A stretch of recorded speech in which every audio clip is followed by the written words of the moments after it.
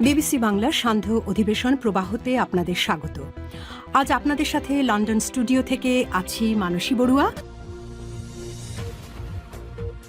বাংলাদেশের সর্বশেষ গুরুত্বপূর্ণ আপডেট সংবাদে আপনাকে স্বাগত। শুরুতেই সংবাদ শিরোনাম, পরে বিস্তারিত।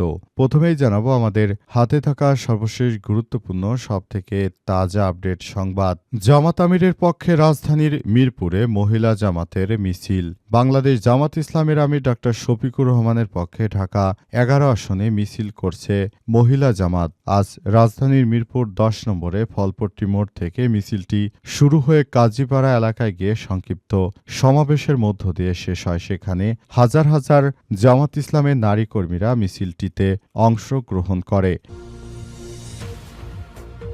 এরপর জানাব, সরকার লোক দেখানো জানাজা ছাড়া আর কিছুই করেনি হাদি হত্যার ঘটনায় বললেন নাসির উদ্দিন পাটোয়ারি। শহীদ শরীফ ওসমান হাদি হত্যার বিচার নিয়ে সরকারের পক্ষ থেকে কোনো অগ্রগতি না জানানোয় ক্ষোভ প্রকাশ করেছেন জাতীয় নাগরিক পার্টি এনসিপির মুখ্য সংগঠক নাসির উদ্দিন পাটোয়ারি। এদিকে মুন্সিগঞ্জে বিএনপি স্বতন্ত্র প্রার্থীদের মধ্যে দফায় দফায় সংঘর্ষ, গুলি বিনিময়, নিহত ৩। মুন্সিগঞ্জ সদর উপজেলা চরাঞ্চল হিসেবে পরিচিত মোল্লাকান্দি ইউনিয়নের বেহেরকান্দি ও মুন্সিকান্দিতে স্বতন্ত্র ধানের শীষ প্রতীকের সমর্থকদের মধ্যে পাল্টাপাল্টি হামলার ঘটনায় গুলিবিদ্ধ ৩ জন মারা গেছে। এতে উভয় পক্ষে 10 জন আহত হয়েছে। জানাবো, ফ্ল্যাট থেকে 11টি দেশীয় ও বিদেশি অস্ত্র জব্দ, গ্রেপ্তার কে এই দীপু। রাজধানীর উত্তর বাড্ডা এলাকায় পোস্ট অফিস গলির একটি বাড়ি থেকে শীর্ষ সন্ত্রাসী সুব্রত বাহিনীর ঘনিষ্ঠ সহযোগী মেহেদী হাসান ওরফে দীপুকে গ্রেপ্তার করেছে সেনাবাহিনীর নেতৃত্বাধীন যৌথ বাহিনীর একটি দল। তার ওই বাড়ি থেকে 11টি অত্যাধুনিক অস্ত্র এবং 394টি গুলি উদ্ধার করা হয়েছে। এবং সর্বশেষ জানাবো, ভোটারদের উদ্দেশ্যে সেনাবাহিনীর বার্তা। আগামী জাতীয় সংসদ নির্বাচনে ভোটারদের উদ্দেশ্যে সেনাবাহিনী বার্তা দিয়েছে। সেনাবাহিনীর পক্ষ থেকে বলা হয়েছে যে আগামী জাতীয় সংসদ নির্বাচনটা অত্যন্ত সুষ্ঠু সুন্দরভাবে করার জন্য আমরা বদ্ধপরিকর এবং সে অনুযায়ী সবাইকে বলবো আপনারা যার যার জায়গা থেকে সবাইকে আহ্বান জানানো হয়েছে। সেখানে বলা হয়েছে যে কোনো ধরনের অনাকাঙ্ক্ষিত ঘটনা যেন না ঘটে, সেজন্য সেনাবাহিনীর সদস্যরা সক্রিয় অবস্থায় রয়েছে। প্রিয় দর্শক, এতক্ষণ শুনছিলেন সংবাদ শিরোনাম, এবারে বিস্তারিত। তবে তার আগে বন্ধুরা, অনুরোধ থাকবে এই সংবাদটিতে একটি লাইক দিন। এই চ্যানেলে আপনি নতুন হয়ে থাকলে আমাদের সংবাদটি দেখতে দেখতে চ্যানেলটি সাবস্ক্রাইব করে রাখুন। কমেন্ট করে বন্ধুরা আপনার মূল্যবান মতামত জানিয়ে দিন আপনি বিশ্বের কোন দেশ থেকে বা বাংলাদেশের কোন স্থান থেকে আমাদের সংবাদটি দেখছেন এবং শুনছেন। আর বন্ধুরা, সংবাদটি আপনার সোশ্যাল মিডিয়া ফেসবুকে শেয়ার করে বন্ধুদেরও দেখার সুযোগ করে দিন। আগামী জাতীয় সংসদ নির্বাচনে আপনি কোন দলকে সমর্থন করেন কমেন্ট করে জানিয়ে দিন। এবারে বিস্তারিত। জামাত আমিরের পক্ষে রাজধানীর মিরপুরে মহিলা জামাতের বিশাল বিক্ষোভ মিছিল। বাংলাদেশ জামাত ইসলামের আমির ডক্টর শফিকুর রহমানের পক্ষে ঢাকা 15 আসনে মিছিল করেছে মহিলা জামাত। আজ 7 ফেব্রুয়ারি রাজধানীর মিরপুর 10 নম্বরের ফলপট্টি মোড় থেকে মিছিলটি শুরু হয়ে কাজীপাড়া এলাকায় গিয়ে সংক্ষিপ্ত সমাবেশের মাধ্যমে সেটি শেষ হয়েছে। সমাবেশে মহানগর উত্তরের মহিলা বিভাগের নেত্রীরা বক্তব্য দেন। তারা নির্বাচনে দাঁড়িপাল্লার প্রতীকে ভোট দেওয়ার আহ্বান জানিয়েছেন এবং সাম্প্রতিক সময়ে বিভিন্ন স্থানে নারীদের উপর হামলার প্রতিবাদ জানিয়েছেন। কেন্দ্রীয় কর্মপরিষদ সদস্য ইরানি আক্তার বলেছেন, মানুষের কল্যাণে দুইভাবেই করা যায়। এই পৃথিবীতে জীবনকে নিরাপদ করার মাধ্যমে একটি কল্যাণ করা যায়, একটি ন্যায় এবং ইনসাফপূর্ণ সমাজ প্রতিষ্ঠার মাধ্যমে পৃথিবীর কল্যাণ করা সম্ভব। তিনি আরো বলেন, আমরা আশা করছি এখানে প্রার্থী ডাক্তার শফিকুর রহমান সেই কল্যাণমূলক কাজ করে সমাজের অকল্যাণ দূর করবে। ইরানি আক্তার আরো বলেছেন, নারী মুক্তি, নারীর নিরাপত্তা এবং নারীর অধিকার প্রতিষ্ঠা, ন্যায় এবং ইনসাফপূর্ণ সমাজ প্রতিষ্ঠার মাধ্যমে সবকিছু করা সম্ভব। তিনি সকল নারী ভোটার সহ সব শ্রেণী পেশার ভোটারকে ন্যায় ও ইনসাফের পক্ষে ভোট দেওয়ার আহ্বান জানান। সমাবেশে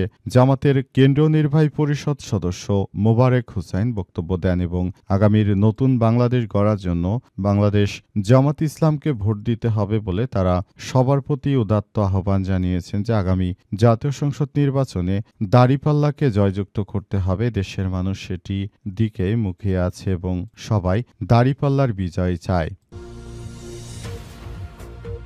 সরকার লোক দেখানো জানাজা ছাড়া আর কিছুই করেনি। হাদি হত্যার বিচার নিয়ে নাসির উদ্দিন পাটোয়ারি। বর্তমান বাংলাদেশের অন্তর্বর্তীকালীন সরকার যে কর্মকাণ্ডের মধ্য দিয়ে পরিচালিত হচ্ছে এটা কোনোভাবেই গ্রহণযোগ্য হতে পারে না বলে জানানো হয়েছে। অন্তর্বর্তীকালীন সরকারের প্রধান উপদেষ্টা প্রফেসর ড.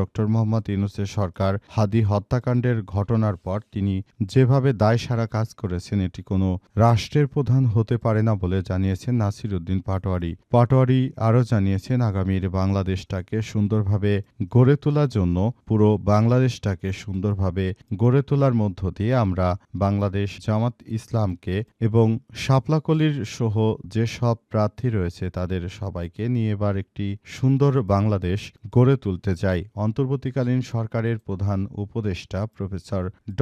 মোহাম্মদ ইউনূসের সরকার যে নতুন বাংলাদেশ গড়ে তুলতে চান সে অনুযায়ী সবাইকে নিয়ে একটি সুন্দর বাংলাদেশ গড়ে তুলতে চাই এবং সে অনুযায়ী সবাইকে নিয়ে বাংলাদেশটাকে গড়ে তোলার জন্য আমাদের যে অগ্রযাত্রা সেটিকে করতে হবে। দেশটাকে সুন্দরভাবে গড়ে তোলার মধ্য দিয়ে আমরা পুরো বাংলাদেশটাকে একটি ভালো অবস্থানে নিয়ে যেতে চাই। সেজন্য আমরা এভাবে কাজ করছি। আমরা চাই আগামীর বাংলাদেশ হবে সমৃদ্ধির বাংলাদেশ, সুষ্ঠু সুন্দর বাংলাদেশ গড়ে তোলার মধ্য দিয়ে দেশটাকে আরও এক ধাপ এগিয়ে নিয়ে যেতে হবে। পুরো বাংলাদেশের মানুষ সেদিকেই মুখে আছে। পুরো বাংলাদেশের মানুষ এখন সেই ব্যবস্থাই গ্রহণ করতে চায়। সরকার যদি এখন পর্যন্ত হাদি হত্যাকাণ্ডের কোনো ধরনের বিচার করতে না পারে এটি সরকারের চরম ব্যর্থতা বলে দাবি করেছেন নাসির উদ্দিন পাটোয়ারি। তিনি বলেন দ্রুততম সময়ের মধ্যে এই বিচার কাজ সম্পন্ন করতে হবে। মুন্সিগঞ্জে বিএনপির স্বতন্ত্র প্রার্থীর সমর্থকদের মধ্যে সংঘর্ষ ও গুলিবিদ্ধ ৩। মুন্সিগঞ্জ সদর উপজেলা চরাঞ্চল হিসেবে পরিচিত মোল্লাকান্দি ইউনিয়নের মেহেরকান্দি মুন্সিকান্দিতে স্বতন্ত্র ধানের শীষ প্রতীকের প্রার্থীদের পাল্টাপাল্টি সংঘর্ষের ঘটনায় অন্তত ১০ জন আহত হয়েছে। গুলিবিদ্ধ মুন্সিকান্দি গ্রামের নজরুলের পুত্র লিজান সরকার, হোসেন সরকার এবং ফাহিম দেওয়ান তাদেরকে ঢাকা মেডিকেল কলেজ হসপিটালে ভর্তি করা হয়েছে। জানা গেছে সারা দেশ জুড়ে বিএনপির সন্ত্রাসীরা এখনো নিরীহ মানুষদের উপর হত্যার টার্গেট করছে। তাদের এই হত্যাকাণ্ড থেকে দেশের মানুষকে জনগণকে বাঁচাতে হবে। সবাইকে এখনই বলতে চাই আগামী জাতীয় সংসদ নির্বাচনে ১১ দলীয় জোটকে ভোটদানের মধ্য দিয়ে বাংলাদেশটাকে আরও এক ধাপ এগিয়ে নিয়ে যাবেন এবং পুরো বাংলাদেশটাকে সুন্দরভাবে গড়ে তুলবেন। আমরা মনে করি আগামীর বাংলাদেশ হবে ন্যায়নীতির বাংলাদেশ, সাম্যের বাংলাদেশ। এই বাংলাদেশটাকে আরও সুন্দরভাবে গড়ে তোলার মধ্য দিয়ে আমরা নতুন বাংলাদেশ গড়ে তুলতে চাই। পুরো দেশটাকে সুন্দরভাবে পরিচালিত করতে চায় বলে জানাচ্ছে বাংলাদেশ জামাত ইসলাম। সেজন্য তারা চায় আগামীর বাংলাদেশ যেন সাম্য ও ন্যায়নীতির বাংলাদেশ হয়, একটি মানবিক বাংলাদেশ হয়। এমন বিষয়গুলোকেই সবাই মিলে কাজ করতে হবে। পুরো বাংলাদেশের প্রতিটি জায়গায় জায়গায় স্তরে স্তরে এখন থেকে বাংলাদেশের প্রতিটি মানুষ আসলে সব জায়গায় যাবে এবং পুরো বিষয়গুলোকে সুষ্ঠু সুন্দরভাবে গড়ে তোলার মধ্য দিয়ে কাজ করতে হবে। ফ্ল্যাট থেকে ১১টি বিদেশি অস্ত্র উদ্ধার, গ্রেপ্তার কে এই দীপু। রাজধানীর উত্তর বাড্ডা এলাকায় পোস্ট অফিস গলির একটি বাড়ি থেকে শীর্ষ সন্ত্রাসী সুব্রত বাহিনীর ঘনিষ্ঠ সহযোগী মেহেদী হাসান ওরফে দীপুকে গ্রেপ্তার করেছে সেনাবাহিনীর নেতৃত্বাধীন যৌথ বাহিনীর একটি বিশেষ দল। পুলিশ বলছে বাড়িটি মেহেদী হাসানেরই। এই বাড়িতে ৩ তলা একটি ফ্ল্যাট থেকে ১১টি অত্যাধুনিক বিদেশি অস্ত্র, ৩৯৪টি গুলি উদ্ধার করা হয়েছে। ঢাকা মহানগর পুলিশ ডিএমপির বাড্ডা অঞ্চলের সহকারী কমিশনার আসাদুজ্জামান গণমাধ্যমকে বলেছেন শুক্রবার মেহেদী হাসানকে অস্ত্রগুলি সহ গ্রেপ্তার করা হয়েছে। তার বিরুদ্ধে অস্ত্র আইনে একটি মামলা করা হয়েছে। তাকে জিজ্ঞাসাবাদের জন্য ৫ দিনের রিমান্ডে নেওয়া হয়েছে। কে এই সন্ত্রাসী দীপু? পুলিশ সূত্র থেকে জানা গেছে শীর্ষ সন্ত্রাসী সুব্রত বাহিনীর হয়ে রামপুরা, বনশ্রী, বাড্ডা, ভাটারা, বাড়িধারা ও গুলশান এলাকার অপরাধ জগৎ নিয়ন্ত্রণ করে আসছিলেন। মেহেদী হাসান দীপু টিপু মেহেদী এবং তার সহযোগীদের কাছে আরও অস্ত্র রয়েছে। অস্ত্রগুলো সুব্রতর বাইন ও আরেক শীর্ষ সন্ত্রাসী মোল্লা মাসুদের। গত বছরের মে মাসে কুষ্টিয়ায় যৌথ বাহিনীর অভিযানে গ্রেপ্তার হওয়ার পর সুব্রত বাইন মূলত এখন জেলখানায় বন্দী থাকলেও তিনি চাইছেন যে বাংলাদেশকে একটি অস্থিতিশীল পরিস্থিতির মধ্যে ঠেলে দিতে এবং এই অস্থিতিশীল পরিস্থিতির মধ্যে ঠেলে দিয়ে আগামীতে তারা একটি মূলত অকার্যকর বাংলাদেশকে তৈরি করতে চায়। এই ধারণা থেকে তারা এখনও তাদের সন্ত্রাসী কার্যক্রম চালিয়ে যাচ্ছে। এখনও এ সন্ত্রাসীরা তাদের এই কার্যক্রম চালিয়ে মূলত বাংলাদেশের ভিতর একটি অস্থিতিশীল পরিস্থিতি তৈরি করতে চায়। পুরো বাংলাদেশে এখন সেই পরিস্থিতির মধ্যেই রয়েছে। জানা গেছে যে এই পরিস্থিতিতে সবাইকে এখন আরও বেশি সতর্ক থাকতে হবে এবং সবাইকে এখন থেকে যথাযথ ব্যবস্থা গ্রহণ করতে হবে। দেশের অভ্যন্তরে কোনো ধরনের বিশৃঙ্খল পরিস্থিতি কেউ যেন তৈরি করতে না পারে সেজন্য সবাইকে সতর্ক থাকতে হবে।